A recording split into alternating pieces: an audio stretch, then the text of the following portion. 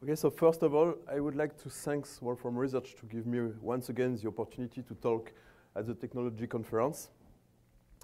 And what I would like to present to you today concerns several experiments we are doing in our robotics labs. So I'm working in a quite small, we are around 10 people, quite small robotics labs in Sophia, Antipolis. This is south of France.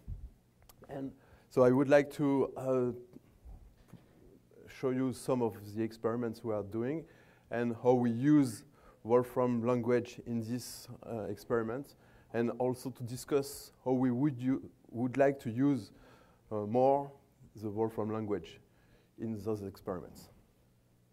Okay, so one of our major center of interest was a few years ago parallel robots, and we were involved in the design and the development on several robots. So parallel robots, you can see we talk about, we said it's parallel robots when the end effector is linked to the fixed base through several kinematical loops. And the opposite is serial robots when there is only one kinematical chain between the end effector and the base. So we have several examples we have developed or designed. This one. Here you can see another one which is used. So this one we do not have developed by ourselves, but we are using it for a walk simulator, or to move the carpet. That's one we have been involved. So it's now an industrial robot for working tools, industrial tools. But we have been involved a lot in the conception of these robots. And maybe an example of a big one we have been involved. So, and at the opposite, an example on a very small one we have developed. And this one has been designed for, I don't know the name, anyway, inside prospection of the body. Yeah. So it's really small, and on the end effector you can put a very small knife, and then have the surgery can operate through these small robots. So when we are working with such manipulator, we have a lot of equations to solve, a lot of equations to write. So I won't develop a lot of equations. I just want to give you a flavor of that. And that's the first reason why we are using computer algebra system, and when we are using Wolfram Language, is for the symbolic computation and the computer algebra features we have in.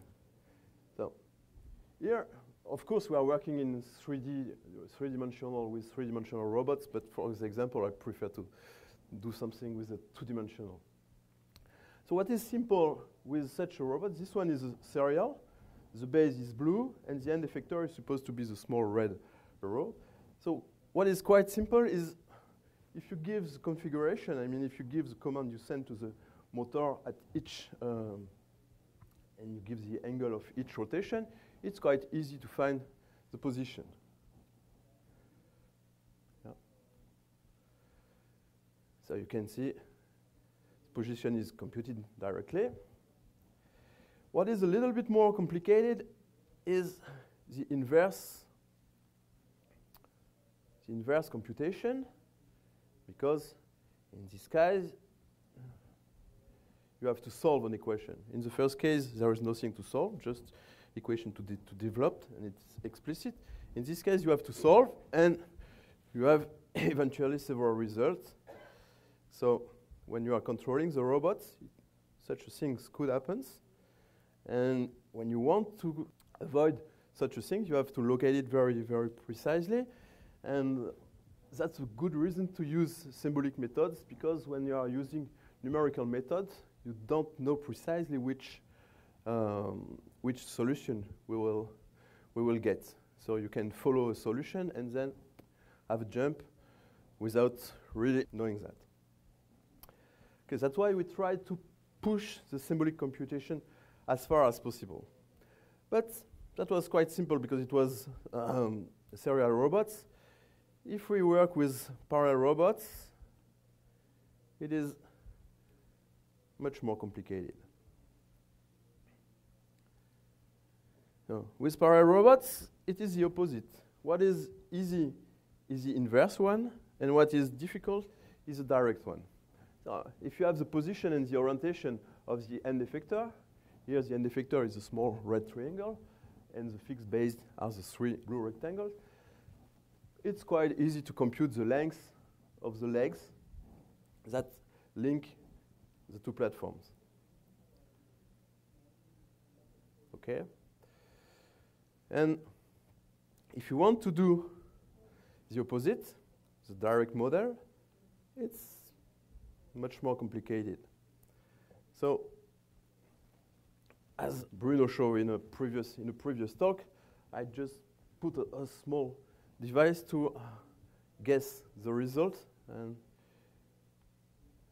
from the guess, try to get the solution. So we can put it here, turn a little bit. Anyway, it's a way to demonstrate that it's very cool to have on the top of a symbolic computation system to have such manipulation and graphics possibility, and to have everything together, and that's only in the Wolfram language. Okay, it do not compute the model, it's just a way to approximate the solution, as you can see. And if we want to compute it, I told you it's more complicated. So in this case, we are just planar. So we just have to solve some circle equation, but complexity grow very, very quickly. So let's fix some notation, and I develop some Calc Computation. So just what I want to show you. So I'm using the same methods as the one I have done by hand. That means I try to eliminate as much as possible all the variables except the angle. Here the angle appears as a t, which is modulo change of variables, is related to the cosine and the sine of the orientation of the platform. So I first try to solve, to get a polynomial equation in this t that gives me the orientation, and once I have the orientation, I can compute the x and the y. So what is important here is this number. It's 14,600 terms. So that means that is quite big polynomial, and that it will be quite difficult to solve. And we are in the 2-dimensional case, we are only interested for the experiment in the 6-dimensional case. Solving the direct model of such a robot has been made for the first time, I think symbolically, around between 90 and 95. And it has been made with a lot of Grosvenor basis computation. And the result, the method is a little bit similar to that, so a lot of elimination, and then to find at the end only one polynomials. And each root of the polynomial will produce a solution. So maximum, the size of the degree of the polynomial is 40, so that means we can have 40 solutions. And fortunately, usually we do not have 40 real solutions. We have only a few solutions, but we can have 40. So that means that first we need to have good tools to do symbolic computation, and also we need to have good tools to do numerical evaluation of this computation. But what we are interested in is to get the numerical result, and with such high degree, the computation can be very unstable. So we have to perform certified computation, either increasing the precision or using interval methods and interval analysis. So we did both, and we are doing both, and we are doing both with the Wolfram language, because those functionalities are available in the Wolfram language.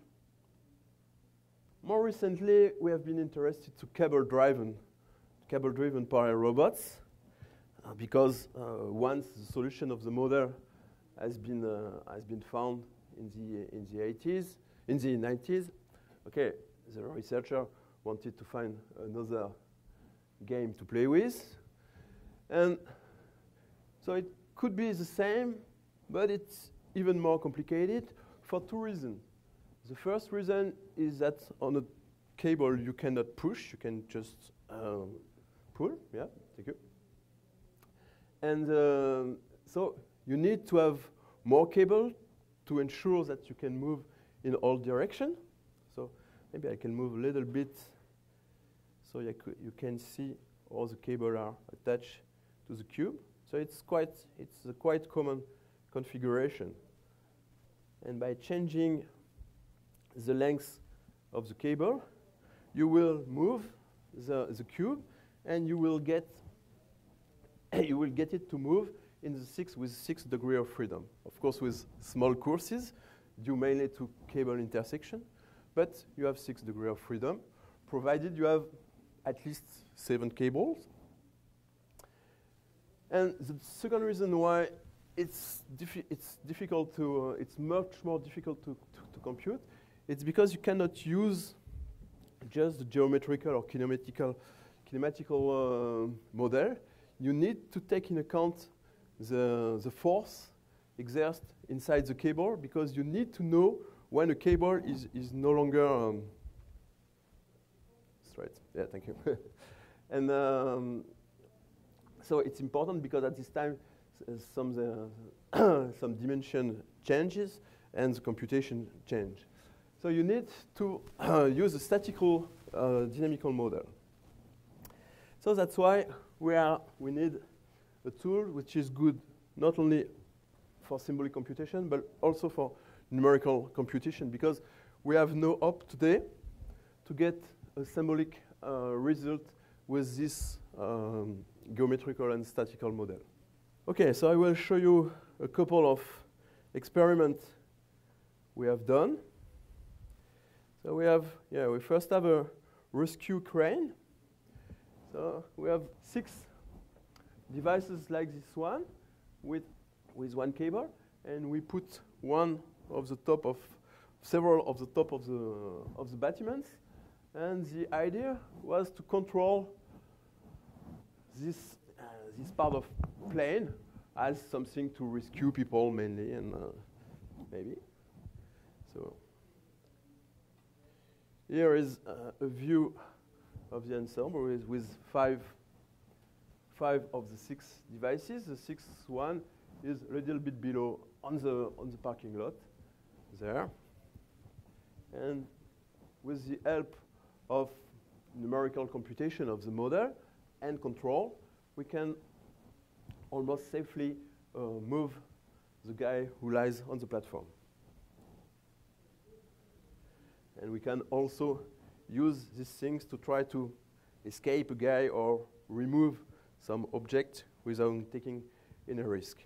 So that was one of the experiments we have done. And we also have a series of smaller robots, which name is Marionette because it's moved by cable. So this one is the first one.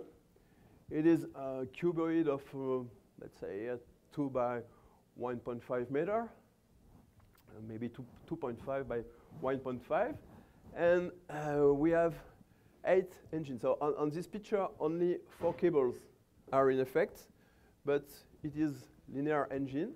You see one here, and we have 8 linear engines on this robot. Okay, another example is a crane to move people in a room. Yeah, for example, for disabled people or tetraplegic people.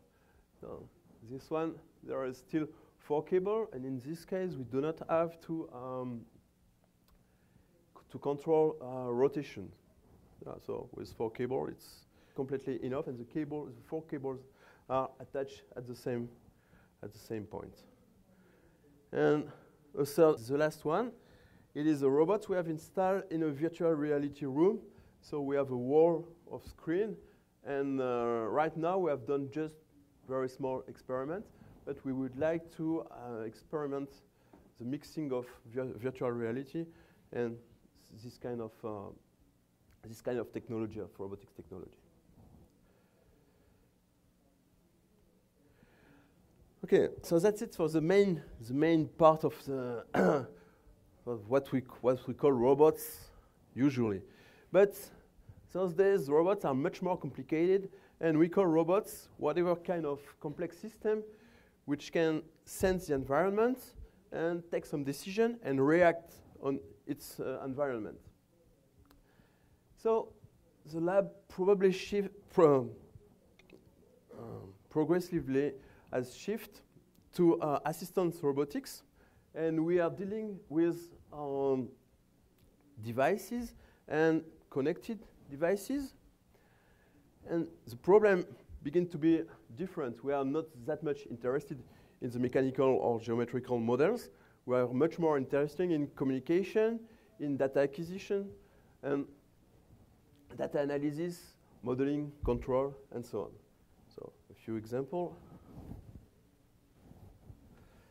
Okay, one more crane. It has been designed for the European Robotics Weeks. The idea was that it's supposed to be a nuclear plant with something burning, and we have to put this moving stuff in the red box.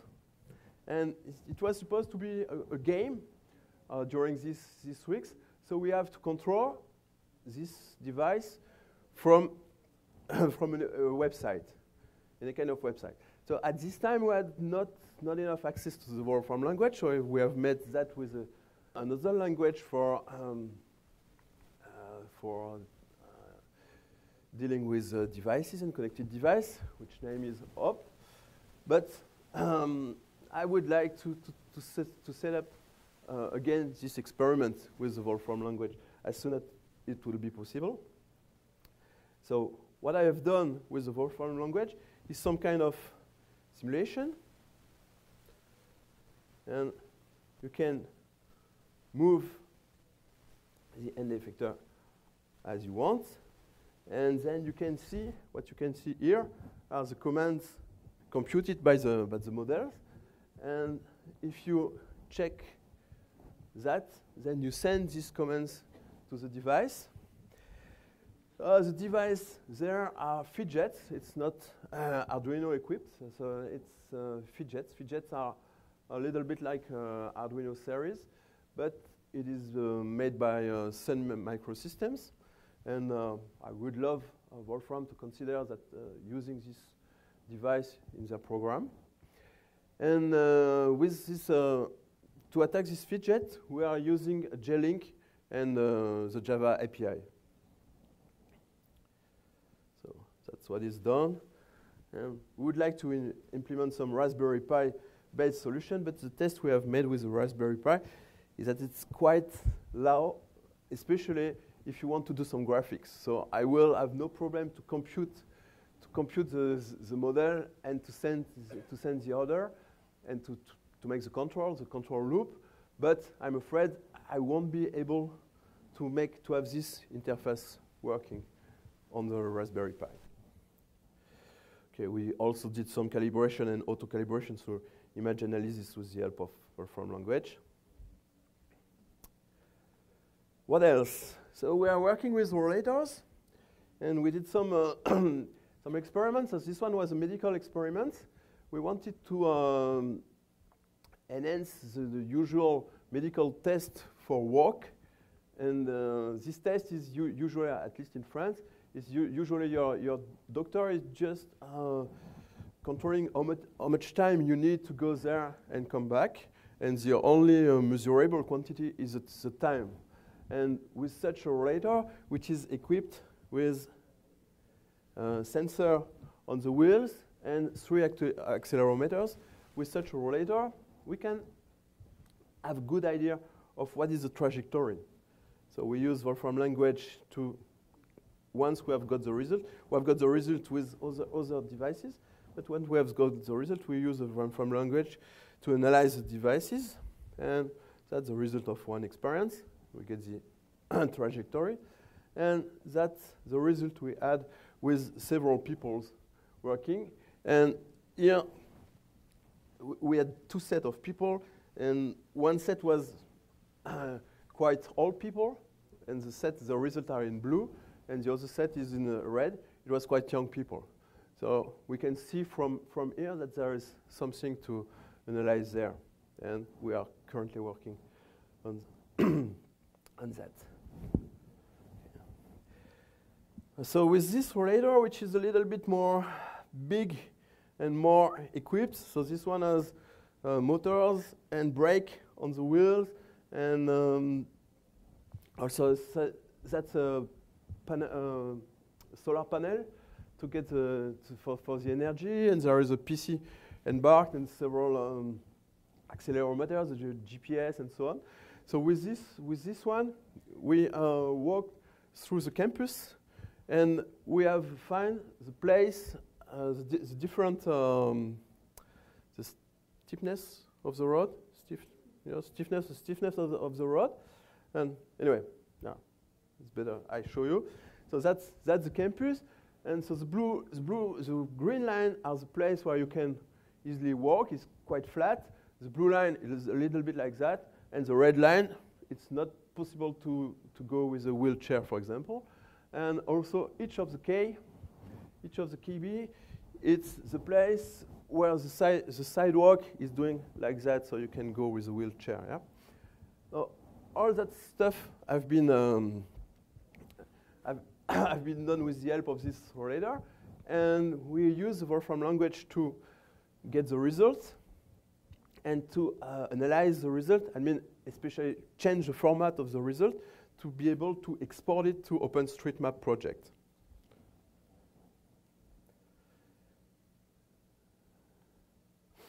Okay, one more example. So it's a small robot, so it's a toy we use for one-week internship program for 13 to 14 years old students. And the idea is to make those people understand all the problems which are behind using a robot, the control, calibration, and modeling, and so on. And of course, the robots usually come with manual commands, and we change that with a fidget board. So they also have to understand the board and how it works. And we control all that things with a Wolfram language program. So I will show you what kind of things we have. It's a bit bigger, a bit big. Oh.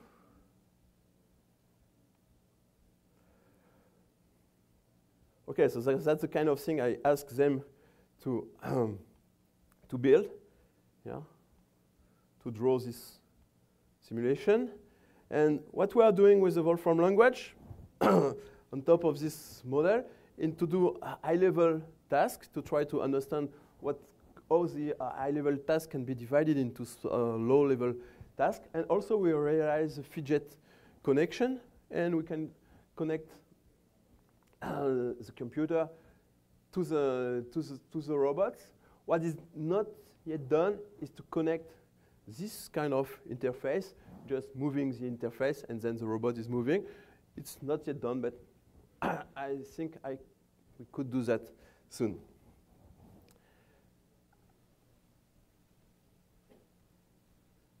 Okay, so the last example, we change the legs of a bed. We replace the legs by 4 sensors, and those 4 sensors are connected to a Raspberry Pi.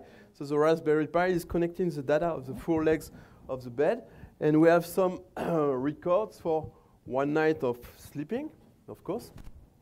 And so from this data, we try to guess what are the phases of sleeping, and we are experimenting with doctors. We are experimenting how they can use that to replace the heavy process of experimenting measurement of sleep. You know, it's something very heavy. You have to put EEG and things like that. Okay, so and we also would like to see how it is connected to the small devices we could have, for example, the Nike things you put there, or the Fitbit, or things like that, activity trackers. And that gives also results concerning how you sleep. So what we got is, that's the mass versus the time. Here we have the mass center position, and we try to guess the motion of the people inside the bed. And after some analysis, we have some result on the sleep phases analysis. So each color means one of the sensor, and you can see that we have concordance of the result. We are still working on this study. Okay, I think it's time to conclude. So the reason why I like Wolfram Language is because it's doing all the things, and everything is really integrated. I mean, it is always the same idea, the same way of processing whatever you are processing. You are processing images, sounds, polynomials, numbers,